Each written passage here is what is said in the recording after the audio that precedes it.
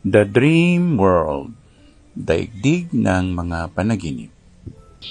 Kung sa iyong panaginip, ikaw ay nakakita ng mga kulumpon ng mga ahas o santambak ng mga ahas na gumagalaw, ang ibig sabihin nito ay clamor o may nagugusto sa iyo na maaaring positive dream o negative dream.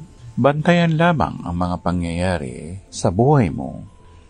Kung ilalagay natin sa daigdig ng gising o ng buhay, ito ay sulsol na tinatawag, na kailangan mong i-analyze ano-ano o ano ang magiging kahihinatnan ng mga aksyon mo para maabot mo yung gusto mong mangyari.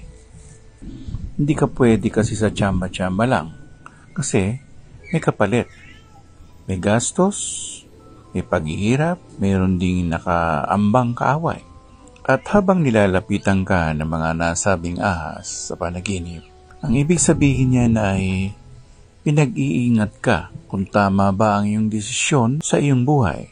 At kung ikaw naman ay nakagat ng mga nasabing ahas, habang ito ay gumagapang papunta sa iyo, papalapit sa iyo, may kapahamakan, lalo na't kung walang lumabas na dugo sa iyong katawan.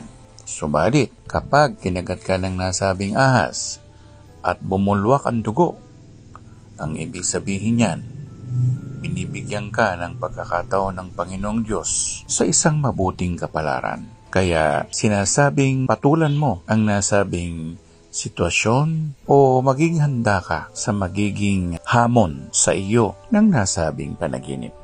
Kung nakita mo na ang mga lumalapit na mga ahas ay pinalubutan ka, mayroon kang mga protektor, lalo na't kung hindi ka nila kinakagat. Pero pag may kinagat ka, may mga backstabbers, lalo na kung ang mga ahas ay kulay itim.